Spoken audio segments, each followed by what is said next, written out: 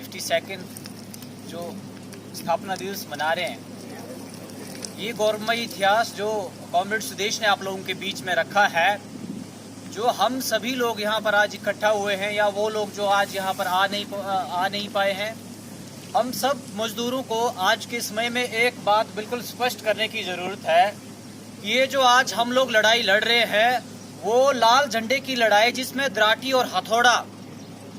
जो मजदूर का भी निशान है, किसान का भी निशान है और पूरी दुनिया के अंदर तमाम जितने भी वर्कर्स हैं, मेहनत करने वाले लोग हैं, उनका निशान है। ये जो लड़ाई आज हम लोग लड़ रहे हैं, हमें बिल्कुल स्पष्ट तौर पर समझने की जरूरत है। ये जो लड़ाई हमारी है, मुनाफे और श्रम के बीच की लड़ाई है। एक और आपके सामने करोड़ों रुपया खर्च करने वाली कंपनियां हैं, एक और मजदूर है जो करोड़ों रुपए का मुनाफा उन बड़े ठेकेदारों को, बड़ी कंपनियों को, बड़े पूंजीपतियों को कमा कर देता है। दोस्तों, ये जो लड़ाई आज हम लोग यहाँ पर लड़ रहे हैं, ये एक अहम लड़ाई है। पूरी दुनिया के अंदर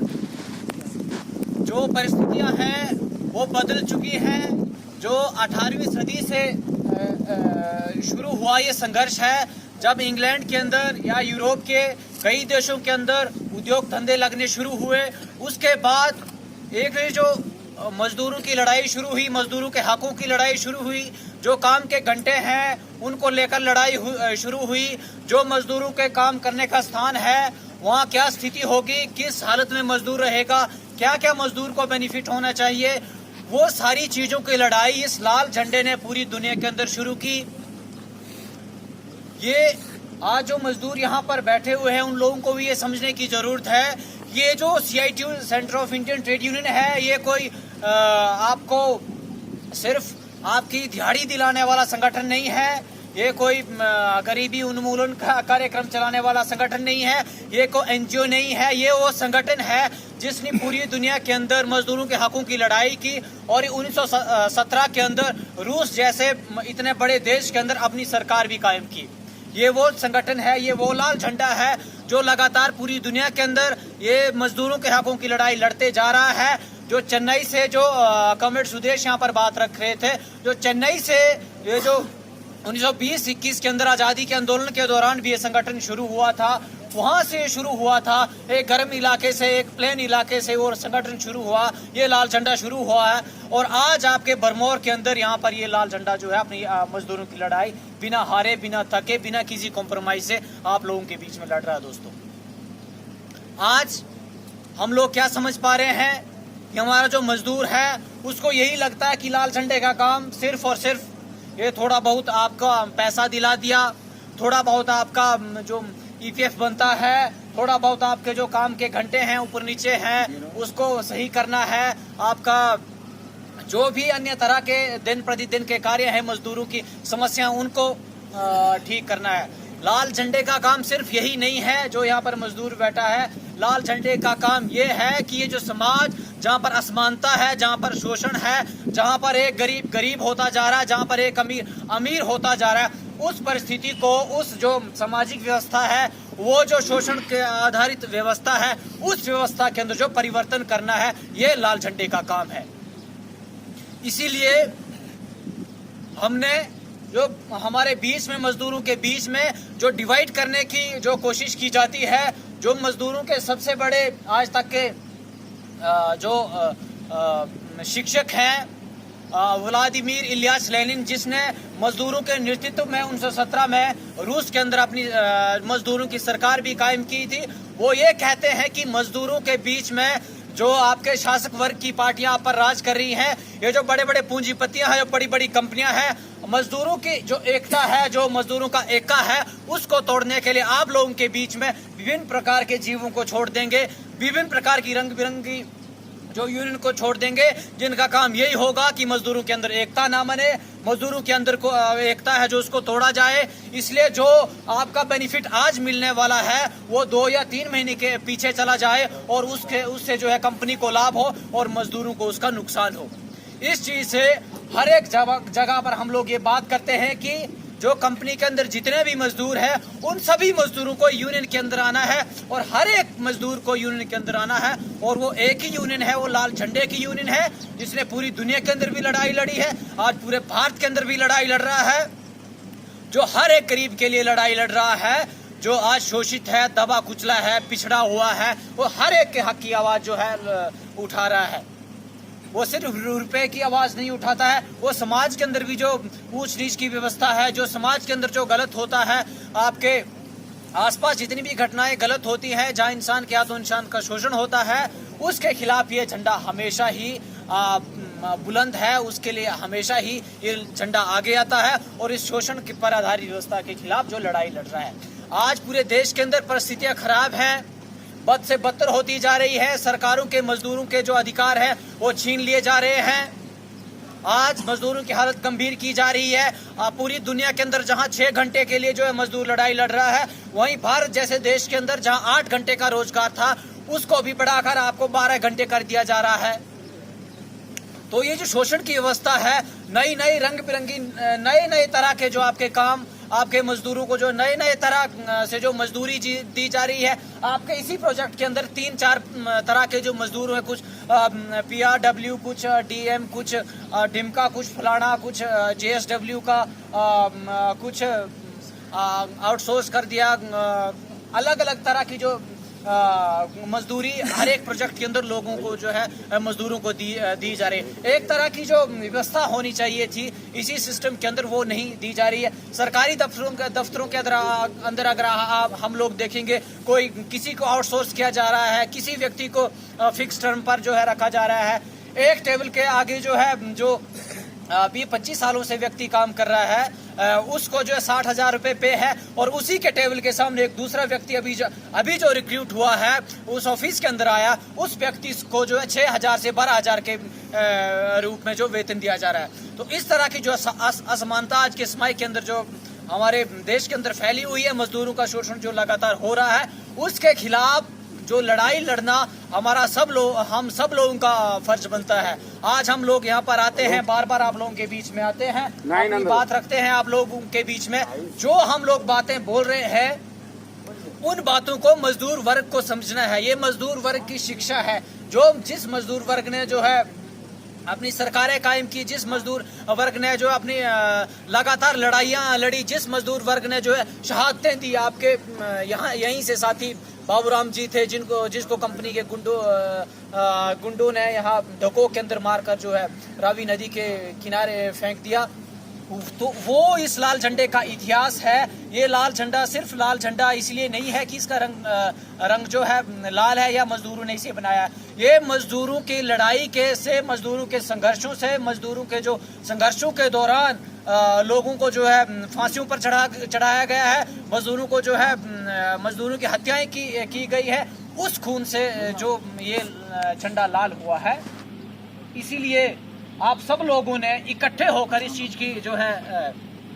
हमारे जो मजदूर नहीं भी पहुंचे उनके बीच में भी चर्चा करनी है। जब मजदूर वर्ग, जब हम थक हार कर अपना काम खत्म कर अपने विश्राम गृह में जाते हैं, अपने कमरे में जाते हैं, अपनी कॉलोनी के अंदर जाते हैं, आपके कहीं क्वार्टर के अंदर जाते हैं, तो वहां पर 1 मिनट के लिए आप लोगों ने जो सोचना है कि जो यहाँ पर रोज लोग आते हैं, जो हमें बताते हैं ये जो असमानता है, ये जो गरीबी है, ये जो अमीरी है, ये शोषण है,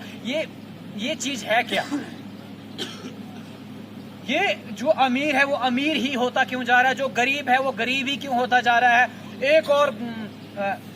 एक व्यक्ति के बच्चे हैं जो बड़े अच्छे स्कूल में जो है पढ़ते हैं, एक हमारे बच्चे हैं जो ऐसे सरकारी स्कूल में पढ़ते हैं जहाँ पर जो मास्टरी नहीं है। एक व्यक्ति ऐसा है जिसके बच्चों को स्कूल के अंदर छोड़ने के लिए जो बड़ी बड़ी गाड़ियाँ जाती हैं, बड़े अच्छा सिस्टम है। एक बच्चे को देखने के लिए जो है 3-3, 4 टीचर रखे हुए हैं। तो ये असमानता क्यों है? वो लोग बड़े बड़े हॉस्पिटल्स के अंदर विदेशों में जाकर अपना इलाज क्यों कैसे करवा रहे हैं, और हम लोग हैं जो हमारे परिवार के लोग हैं, हमें डिस्पेंसरी के अंदर भी जो है जाना मुश्किल हो जाता है। हमें जो है अपने हॉस्पिटल के अंदर भी अपने परिवार का इलाज या अपना इलाज करवाना मुश्किल हो जाता है। एक वो व्यक्ति है जो लूट रहा है, एक वो व्यक्ति है जिसे मजदूर मुनाफा दे रहा है। वो उसका काम सिर्फ और सिर्फ रोटी के साथ खेलना है, उसका काम सिर्फ और सिर्फ जो रुपया मिल रहा है उसको लूटना है, उसको खाना है, और मजदूरों का जो हक है उसके अंदर दिन प्रतिदिन कटौती करनी है। आज आपके 1 घंटा काट लिया,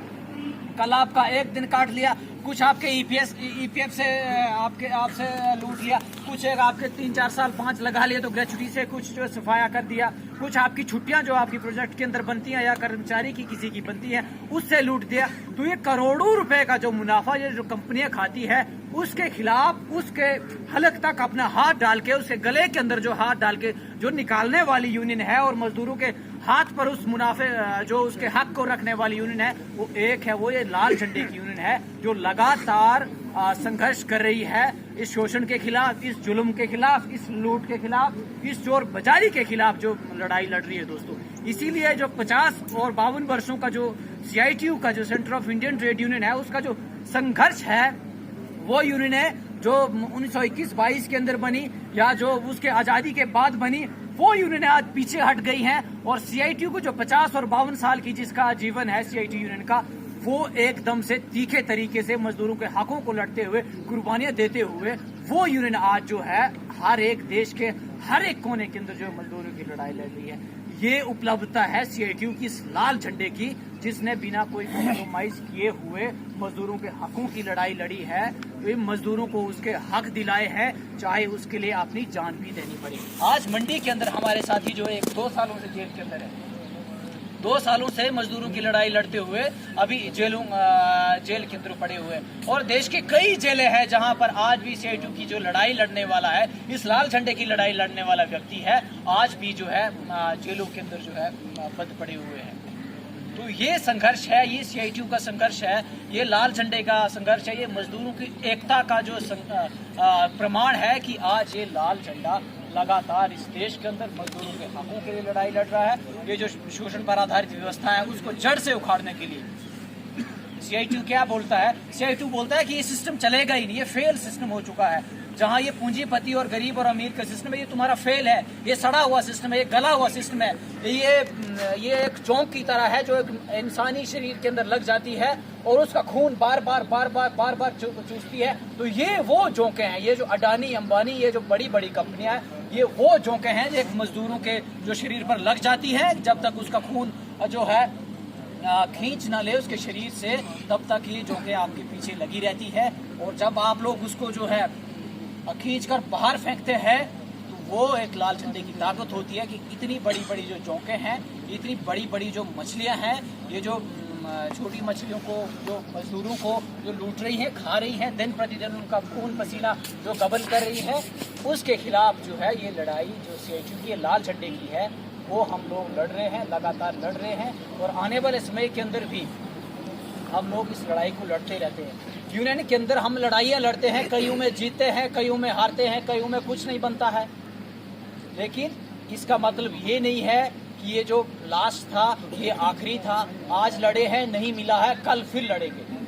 जो लेनिन दुनिया के मजदूरों के महान शिक्षक जिसको हम बार बार जिक्र करते हैं, 1917 ने मजदूरों के साथ जिन्होंने आगे आकर मजदूरों की सत्ता भी स्थापित की, मजदूर की सरकार भी बनाई, वो कहते हैं कि आप मजदूर 1 रुपए के लिए लड़ो, 1 रुपए के लिए लड़ो, लेकिन आपको उस लड़ाई के अंदर, मालिक और मजदूर की लड़ाई के अंदर, अगर आपको 25 पैसे वो मालिक आपको दे रहा है तो उस 25 पैसे को छीन लो, और जो 75 पैसे आपके बचते हैं उन 75 पैसों के लिए फिर से लड़ाई लड़ो, फिर से आगे बढ़ो। ये जो मजदूरों का, हमारी CITU जो centre of Indian trade union है, उसका भी सिद्धांत है कि लड़ो, 1 कदम आगे 1 कदम पीछे। अभी सफल नहीं हुए तो कल नहीं तो परसों, लेकिन जाने नहीं देंगे, लड़ाई लड़ते रहेंगे। यही बात आप लोगों के बीच में मैं रखना चाहता था, और इसी बात के साथ मैं अपनी जो है बात खत्म करना चाहूँगा कि मजदूरों के पास पूरी दुनिया के अंदर एक ही हथियार है जिसको जो दुनिया के अंदर मजदूरों के शोषण के लिए जो पूंजी देकर गया है, जो ताला लगा हुआ था शोषण पर, वो खुल नहीं रहा है। जो पूंजी देकर गया है कार्ल मार्क्स, जो जर्मनी के अंदर पैदा हुए कार्ल मार्क्स, जिन्होंने मजदूरों के शोषण के लिए एक जो है के खिलाफ लड़ाई के लिए एक पूंजी दी है, वो कहते हैं कि दुनिया के मेहनतकश एक हो, तुम्हारे दुश्मन सिर्फ और सिर्फ ये पूंजीपति हैं, इनके खिलाफ लड़ो। ये अब्दुल वहाब ने नारे भी देंगे, अपनी राजनीतिक पार्टियां भी बनाएंगे, आप लोगों के बीच भी आएंगे, आपको लूटने भी आएंगे, लेकिन आप लोगों ने इनको पहचानना है, आप लोगों ने इनकी पहचान करनी है। ये जो चोर मेरे करीब आने की कोशिश कर रहा है, जो लूटने के लिए, मुझे ठगने के लिए आ रहा है, उसकी पहचान करनी है और एकता के बल पर उसके हलक के अंदर हाथ डाल के अपना मुनाफा बाहर खींचना है। इसी के साथ मैं अपनी बात को खत्म करता हूँ। मजदूर एकता जिंदाबाद। जय एकता, जय संघर्ष।